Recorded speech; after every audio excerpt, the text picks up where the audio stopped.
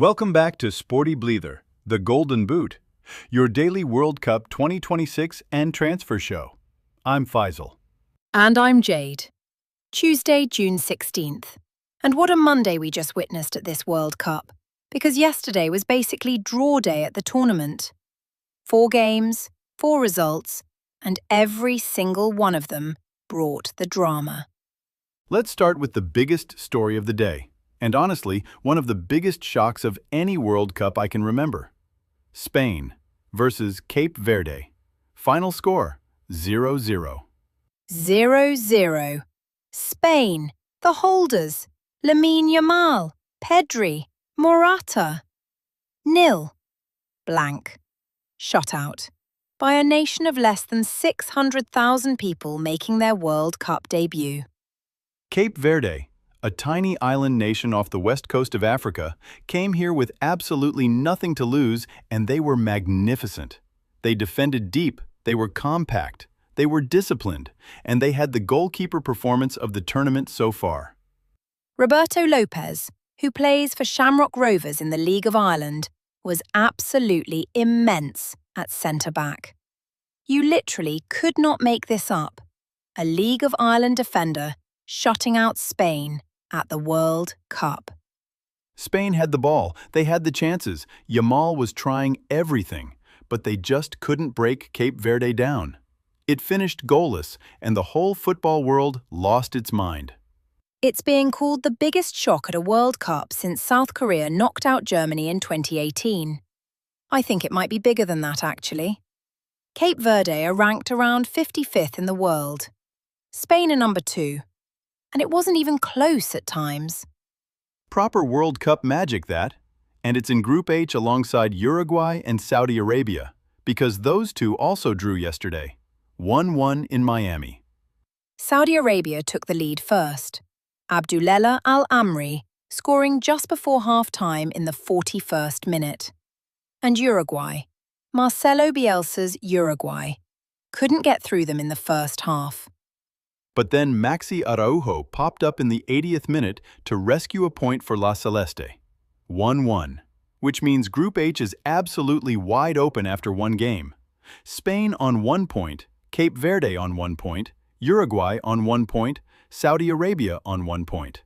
Everyone level. Bielsa looked absolutely furious in that official World Cup photo shoot, by the way. He's refusing to even smile for cameras. The man is built different. He's an absolute genius. Doesn't care about the optics, just the football. Right, Belgium and Egypt in Group G, Seattle. And this was another one that was full of storylines. Egypt scored first through Imam Ashur, a powerful strike from outside the box in the 20th minute. Egypt, taking the lead against Belgium. And they held it, and held it, and held it. Until the 66th minute, when Romelu Lukaku, the big man, came off the bench, and literally seconds after coming on, his presence caused Egyptian defender Mohamed Hani to divert a cross into his own net. 1-1. That is such a Lukaku thing to happen. Doesn't even technically score it himself, but his impact changes the game instantly. Classic. Egypt will be absolutely gutted. They were so close to their first ever World Cup win. Instead, it's 1-1. And Group G now has Belgium, Egypt, Iran, and New Zealand, because those last two also drew. Iran versus New Zealand. SoFi Stadium in Los Angeles. And this one was a proper roller coaster. 2-2. New Zealand, the All-Whites, Elijah Just scored twice. He gave them the lead on 2 separate occasions. The man was at it all night. But Iran, who've had an absolutely chaotic build-up with travel restrictions and politics swirling all around them, came back twice. Ramin Rezayan and Mohamed Mohebi both scored to make it 2-2. And the Iran coach afterwards said his team had been ordered out of the US immediately after the final whistle. Like, literally told to leave the country straight after the game. The tension around this tournament for Iran has been extraordinary. The football was brilliant, though. New Zealand so close to a historic win. Iran showing real heart to come back twice. 2-2.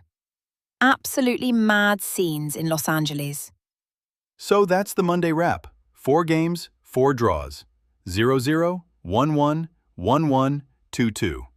The World Cup is refusing to give us any easy results, and honestly, I love it. Faisal. Right. Transfers coming up after the break. There's a lot to get through on a Tuesday.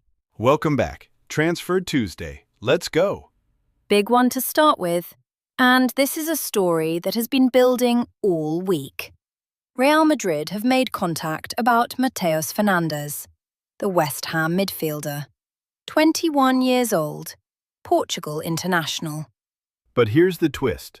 Manchester United are still the frontrunners.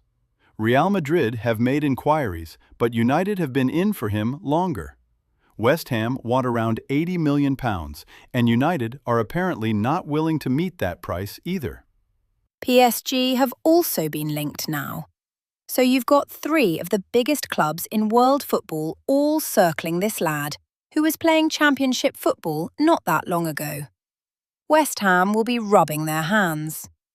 £80 million for a 21-year-old who hasn't even played a full season in the Premier League. Football money is genuinely insane. Right. Bayern Munich are closing in on Ismail Saibari from PSV Eindhoven. The Morocco forward, who's been brilliant at this World Cup. Deal reportedly worth over £45 million. Saibari has been electric at this World Cup. Quick, direct, takes people on. Bayern are getting a proper player there. Real Madrid are also sniffing around Felix Nmecha, the Borussia Dortmund midfielder. His former clubs, Manchester City and Manchester United, are also in the running. So Real Madrid might be busy this summer. Bernardo Silva already agreed. Now potentially Fernandes and Nmecha on the radar. Los Blancos are absolutely rebuilding.